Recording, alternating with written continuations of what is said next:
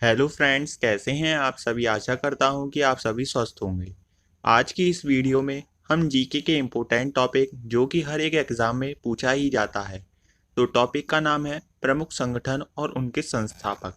तो बस कुछ ही संस्थापक हैं जो आपको याद रखने हैं और वही बार बार रिपीट होते हैं और हर बार एग्ज़ाम में पूछे जाते हैं। तो चलिए बिना देरी किए हुए वीडियो को शुरू करते हैं। इस टॉपिक से आपसे यही प्रश्न पूछा जाता है कि बताइए संगठन के संस्थापक कौन हैं, और ज़्यादा से ज़्यादा उसकी स्थापना वर्ष को ही पूछा जाता है, मगर ज़्यादातर आपको इनके संस्थापक ही याद रखने हैं क्योंकि ज़्यादातर संस्थापक ही पूछे जाते हैं। तो मैंने क्या किया है, इस वीडियो में जितने भी महत्वपूर्ण संस्थापक हैं ना, वो कवर कराए हैं और लास्ट में मैंने एक साथ कवर किया है। यानी कि पहले हम थोड़ा डिटेल में पढ़ लेंगे और लास्ट में एक साथ सभी का रिवीजन भी कर लेंगे। इसीलिए इस वीडियो को आपको एंड तक देखना है। तो शुरुआत हम करते हैं आत्मीय सभा से। तो आत्मीय सभा और ब्रह्म समाज दोनों ही वेरी वेरी इंपॉर्टेंट हैं। दोनों के ही संस्थापक राजा राममोहन राय हैं, याद रखिएगा। आत्मीय सभा की स्थापना हुई थी 1815 में और ब्रह्म समाज की स्थापना हुई थी 1828 ईस्वी में।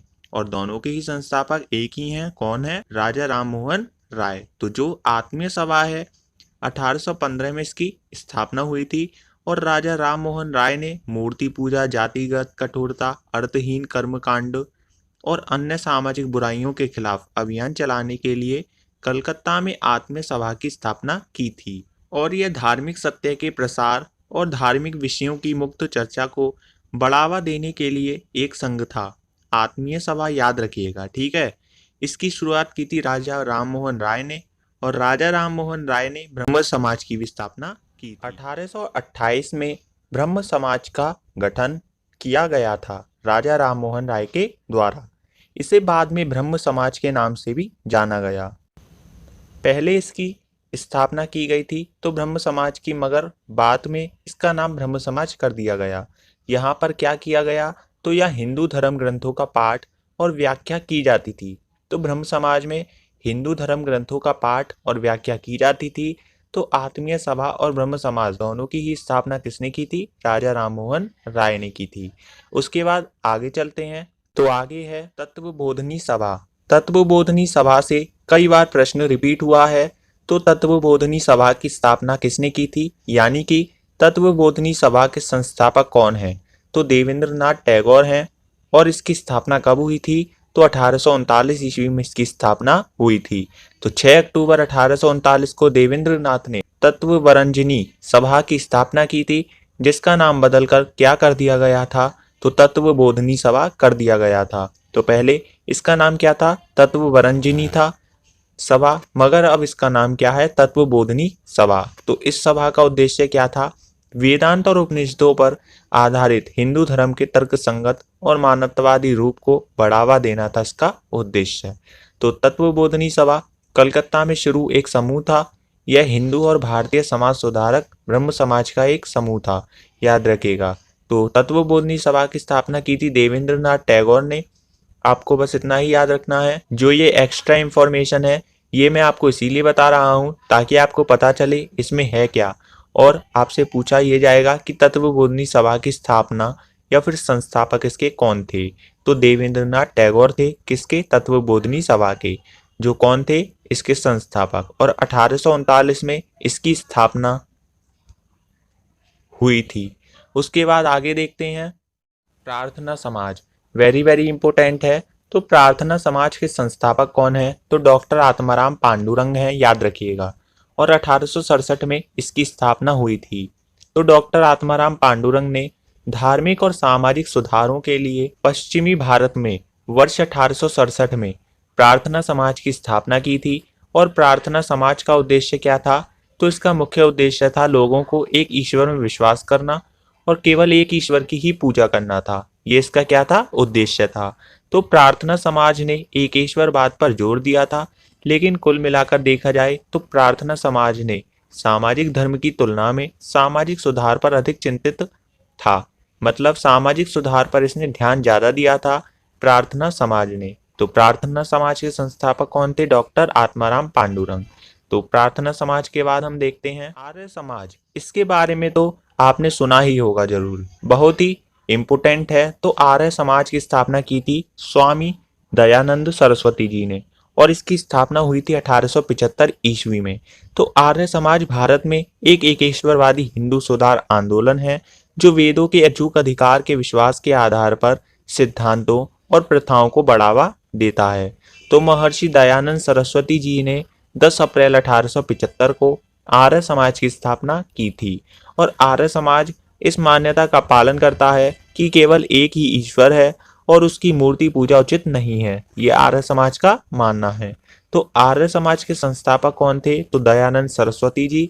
बहुत ही इंपॉर्टेंट है, याद रखिएगा। हम चलते हैं सत्यशोधक समाज के बारे में हम देख लेते हैं। तो जो सत्यशोधक समाज था, इसकी स्थापना की थी ज्योतिबा फूले जी ने। और कब की थी इसकी स्थापना? तो 1873 ईस्वी में की थी। किसके द्वारा? ज्योतिबा फूले जी के द्वारा। किस चीज की? सत्यशोधक समाज की। तो ज्योतिबा फूले ने 24 सितंबर 1873 को पुणे, जो कि महाराष्ट्र में है, सत्यशोधक समाज की स्थापना की थी। यह एक सुधारवादी समाज था जिसने शिक्षा को बढ़ावा दिया और वंचित वर्गों में सामाजिक अधिकारों, न्याय और राजनीतिक पहुंच को बढ़ाया। किसने? सत्यशोधक समाज ने। इसके अलावा यदि हम देखें तो इसका प्राथमिक ध्यान कहाँ पर था? तो महाराष्ट्र में दलितों, शूद्रों और महिलाओं के उत्थान और समर्थन पर था। किसका? सत्यशोधक समाज का। तो सत्यशोधक समाज की स्थापना किसने की थी? ज्योतिबा फूले जी ने। और कब की थी? 1873 ईस्वी में। याद रखिएगा, ठीक है। नेक्स्ट हम देख लेते हैं। अगला है रामकृष्ण मिशन, जो कि वेरी वेरी इंपॉर्टेंट है। तो इसकी स्थापना की थी स्वामी विवेकानंद जी ने। और कब की थी? तो 1897 ईस्वी में की थी रामकृष्ण मिशन की। तो इस मिशन का नामकरण भारतीय संत रामकृष्ण परमहंस के द्वारा किया गया था, जो कि स्वामी विवेकानंद जी के गुरु थे। और इसकी स्थापना 1 मई 1897 को रामकृष्ण के प्रमुख शिष्य, जो कि कौन थे? स्वामी विवेकानंद जी थे, उन्होंने की थी। किस चीज की? रामकृष्ण मिशन की। रामकृष्ण मिशन जो था वो कर्मयोग के सिद्धांतों, भगवान के प्रति समर्पण के साथ किए गए निस्वार्थ कार्य के सिद्धांतों पर आधारित है। कौन? रामकृष्ण मिशन। इसकी स्थापना किसने की थी? तो रामकृष्ण के जो प्रमुख शिष्य थे स्वामी विवेकानंद, इन्हीं ने ही की थी। कब की थी? 1897 ईस्वी में। ठीक है। नेक्स्ट हम आगे देखते हैं सर्वेंट्स ऑफ इंडिया सोसाइटी, जिसकी स्थापना किसने की थी? गोपाल कृष्ण गोखले जी ने की थी, जिन्हें महात्मा गांधी जी का राजनीतिक गुरु भी कहा जाता है। किसको कहा जाता है? तो गोपाल कृष्ण गोखले जी को कहा जाता है, जिसने सर्वेंट्स ऑफ इंडिया सोसाइटी की स्थापना की थी। कब की थी? तो 1905 ईस्वी में की थी। तो सर्वेंट्स ऑफ इंडिया सोसाइटी की स्थापना गोपाल कृष्ण गोखले जी ने 1905 में की थी। इसके बाद इसका देख लेते हैं उद्देश्य। तो भारत सरकार के सेवकों को कल्याणकारी कार्यों में विभिन्न जातीय और धर्मों के भारतीयों को एकजुट करने और प्रशिक्षित कार्य करने के उद्देश्य से स्थापित किया गया था। किसको? सर्वेंट्स ऑफ इंडिया सोसाइटी को। किसने की थी? तो गोपाल कृष्ण गोखले जी ने इसकी स्थापना की थी। कब की थी? तो 1905 में की थी। 1905 में आपको सन याद होगी कि जो बंगाल का विभाजन हुआ था वो 1905 को ही हुआ था। नेक्स्ट हम देख लेते हैं, जिसकी स्थापना हुई थी 1906 ईस्वी में। और इसकी स्थापना के संस्थापक कौन कौन थे, इनको देख लेते हैं। तो आगा खां, सलीमुल्लाह खां और मोहसिन उल मुल्क, ये तीनों थे मुस्लिम लीग के संस्थापक। आपको लग रहा होगा मोहम्मद अली जिन्ना ने भी इसकी स्थापना की थी, तो नहीं। मुस्लिम लीग की स्थापना आगा खां, सलीमुल्लाह खां और मोहसिन उल मुल्क ने 1906 में की थी। इसकी स्थापना 1906 ईस्वी में आगा खान, ढाका के नवाब सलीमुल्लाह और नवाब मोहसिन उल मुल्क के नेतृत्व में की गई थी। बकार उल मुल्क मुस्लिम लीग के पहले अध्यक्ष थे। तो ये जीके का इंपोर्टेंट क्वेश्चन है। बकार उल मुल्क मुस्लिम लीग के पहले अध्यक्ष थे, जिन्होंने बंगाल विभाजन का समर्थन किया। स्वदेशी आंदोलन का विरोध भी इन्होंने ही किया था और अपने समुदाय के लिए विशेष सुरक्षा उपायों और मुसलमान के लिए एक अलग निर्वाचन मंडल की मांग भी इन्होंने की थी। मोहम्मद अली जिन्ना 1913 ईस्वी में मुस्लिम लीग में शामिल हुए थे और इसकी स्थापना हुई थी 1906 में, यानी कि 7 साल बाद मोहम्मद अली जिन्ना जी इस मुस्लिम लीग में शामिल हुए थे। तो आपको एग्जाम में कौन पूछे जाते हैं उसको मैं आपको बता देता हूँ। तो जो मुस्लिम लीग है उसकी स्थापना की थी आगा खां, सलीमुल्लाह खां और मोहसिन उल मुल्क ने। और इसकी स्थापना कब की गई थी? तो 1906 ईस्वी में की गई थी। और मुस्लिम लीग के पहले अध्यक्ष कौन थे? तो बकार उल मुल्क थे मुस्लिम लीग के प्रथम अध्यक्ष। और लास्ट है मोहम्मद अली जिन्ना जो थे 1913 में मुस्लिम लीग में शामिल हुए थे। यहीं से क्वेश्चंस को पूछा जाता है। तो आगे देखते हैं पार्टी। तो गदर पार्टी की स्थापना 1913 ईस्वी में हुई थी। और इसकी स्थापना किसने की थी? तो लाला हरदयाल और सोहन सिंह भाकना ने इसकी स्थापना की थी 1913 ईस्वी में। तो गदर पार्टी एक अंतर्राष्ट्रीय राजनीतिक आंदोलन था जिसमें भारत में ब्रिटिश शासन को उखाड़ फेंकने के लिए प्रवासी भारतीय शामिल थे। और इस पार्टी की स्थापना 15 जुलाई 1913 को संयुक्त राज्य अमेरिका के एस्टोरिया में एक ओरेगन नाम की जगह है, वहां पर इसकी बैठक हुई थी। कब हुई थी? 15 जुलाई 1913 को। किस चीज की? गदर पार्टी की। और इसकी स्थापना किसने की थी? तो लाला हरदयाल और सोहन सिंह भाकना ने इसकी स्थापना की थी। नेक्स्ट हम देख लेते हैं हिंदू महासभा, जिसकी स्थापना किसने की थी? मदन मोहन मालवीय जी ने की थी। कब की थी? तो 1915 ईस्वी में की थी। हिंदू महासभा राजनीतिक धार्मिक मदन मोहन मालवीय जी के द्वारा वर्ष 1915 में ब्रिटिश भारत में हिंदू समुदाय के अधिकारों की सुरक्षा करने के लिए बनाई गई थी। प्रथम अखिल भारतीय हिंदू महासभा सम्मेलन जो हुआ था वो 1915 में हरिद्वार में आयोजित किया गया था। हरिद्वार यानी कि इलाहाबाद में। अप्रैल 1921 में लेकिन अप्रैल 1921 में इसका नाम बदलकर अखिल भारत हिंदू महासभा कर दिया गया था। कब किया गया था? तो 1921 में किया गया था। तो इसकी स्थापना 1915 में हुई थी। किसने की थी? तो मदन मोहन मालवीय जी ने की थी। तो चलिए आगे देख लेते हैं हम स्वराज पार्टी, जिसकी स्थापना कब की गई थी? तो 1923 ईस्वी में की गई थी। चित्तरंजन दास के साथ मोतीलाल नेहरू जी ने इसकी स्थापना करी थी। तो जो ये पार्टी थी यह स्वशासन के लिए 1922 के अंत में 1923 के प्रारंभ में स्थापित हुई थी। और इस पार्टी की स्थापना के समय में प्राथमिक लक्ष्य क्या था? तो 1923 में नए केंद्रीय विधानसभा के लिए चुनाव लड़ना था इसका प्राथमिक लक्ष्य स्वराज पार्टी का। इसके सदस्यों का मानना था कि एक बार चुने जाने के बाद वे आधिकारिक नीति को बाधित कर सकते हैं और भारत में ब्रिटिश सरकार को पटरी से उतार सकते हैं। तो ये उद्देश्य था स्वराज पार्टी का, यानी कि चुनाव लड़ना। तो स्वराज पार्टी की स्थापना चित्तरंजन दास के साथ मोतीलाल नेहरू जी ने 1923 में की थी।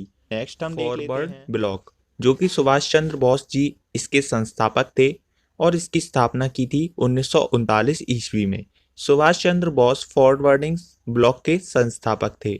यह 1939 में भारतीय राष्ट्रीय कांग्रेस के भीतर एक गुट के रूप में उभरा था। क्या? Forward block. इसका गठन 3 मई 1939 को हुआ था। किसके द्वारा? सुभाष चंद्र बोस जी के ही द्वारा। तो चलिए आगे हम देख लें आजाद हिंद फौज, जिसकी स्थापना की थी रास बिहारी बोस ने 1942 ईस्वी में। इसकी स्थापना 1942 ईस्वी को हुई थी और रास बिहारी बोस के आमंत्रण पर सुभाष चंद्र बोस ने 13 जून 1943 को पूर्वी एशिया आए थे। तो सुभाष चंद्र बोस को इंडियन इंडिपेंडेंस लीग का अध्यक्ष और INA, जिसे लोकप्रिय रूप से आजाद हिंद फौज कहा जाता था, का नेता बनाया गया था। किसे? सुभाष चंद्र बोस को। मगर सुभाष चंद्र बोस ने इसका नाम बदलकर भारतीय राष्ट्रीय सेना आजाद हिंद फौज रख दिया था। किस चीज का? तो इंडियन इंडिपेंडेंस लीग का। कौन था इसका अध्यक्ष? तो सुभाष चंद्र बोस जी थे।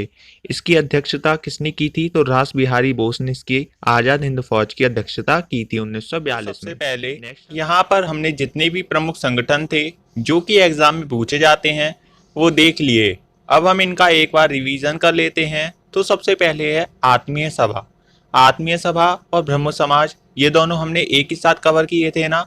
तो आत्मीय सभा और ब्रह्म समाज, ये दोनों जो संगठन थे, इन दोनों के संगठन के जो संस्थापक थे वो एक ही थे। कौन थे? राजा राममोहन राय इसके संस्थापक थे। एग्जाम में पूछा जाता है कि आत्मीय सभा की स्थापना कब हुई थी? तो 1815 ईस्वी में हुई थी। ऐसे ही ब्रह्म समाज की स्थापना हुई थी 1828 ईस्वी में। इसके संस्थापक कौन थे? तो राजा राममोहन राय ही थे। ठीक है। अब हम देख लेते हैं तत्वबोधिनी सभा, जो कि बहुत ज्यादा इंपॉर्टेंट है एग्जाम की दृष्टि से। तो तत्वबोधिनी सभा की स्थापना की थी देवेंद्र नाथ टैगोर ने, और इसकी स्थापना कब की गई थी? तो 1839 ईस्वी में की गई थी। तो अगला हम देखते हैं, प्रार्थना समाज के संस्थापक थे डॉक्टर आत्माराम पांडुरंग। इसकी स्थापना हुई थी 1867 ईस्वी में। इसके बाद आता है सत्यशोधक समाज, जिसके संस्थापक थे ज्योतिबा फूले, और इसकी स्थापना वर्ष है 1873 ईस्वी। यानी कि जो ज्योतिबा फूले थे, उन्होंने जो सत्यशोधक समाज थी इसकी स्थापना की थी 1873 ईस्वी में। नेक्स्ट हम देख लेते हैं आर्य समाज। आर्य समाज के संस्थापक थे दयानंद सरस्वती, और इसकी स्थापना वर्ष 1875 ईस्वी में। यानी कि जो दयानंद सरस्वती जी थे, उन्होंने 1875 में आर्य समाज की स्थापना की थी। वेरी वेरी इंपॉर्टेंट है, इस पे आप टिक लगा लीजिएगा। अगला है रामकृष्ण मिशन, जिसके संस्थापक थे स्वामी विवेकानंद जी, और इन्होंने 1897 ईस्वी में इसकी स्थापना की थी। इसके बाद अगला है सर्वेट्स ऑफ इंडिया सोसाइटी, जिसके संस्थापक थे गोपाल कृष्ण गोखले, और इसकी स्थापना वर्ष है 1905 ईस्वी में। यानी कि सर्वेट्स ऑफ इंडिया सोसाइटी की स्थापना गोपाल कृष्ण गोखले ने 1905 ईस्वी में की थी। इसके बाद अगला है मुस्लिम लीग। इसके जो संस्थापक थे वो सबसे महत्वपूर्ण है आगा खां, और उसके समर्थककर्ता दो और हैं, सलीमुल्लाह खां और मोहसिनुल मुल्क। इन्होंने इसकी स्थापना कब की थी? तो 1906 ईस्वी में की थी।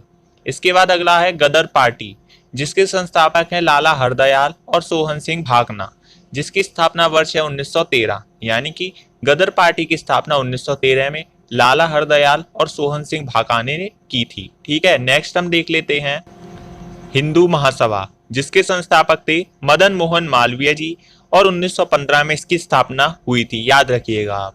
अगला है स्वराज पार्टी, जिसके चितरंजन दास के साथ मोतीलाल नेहरू ने इसकी स्थापना की थी 1923 ईस्वी में। इसके बाद है फॉरवर्ड ब्लॉक, जिसके संस्थापक थे सुभाष चंद्र बोस, और 1939 में इसकी स्थापना की गई थी, याद रखिएगा। अगला है आजाद हिंद फौज, और आखिरी है आज का रास बिहारी बोस, इसके संस्थापक थे। 1942 में इसकी स्थापना की गई थी। तो आपको वीडियो कैसी लगी कमेंट सेक्शन में मुझे आप बताइएगा।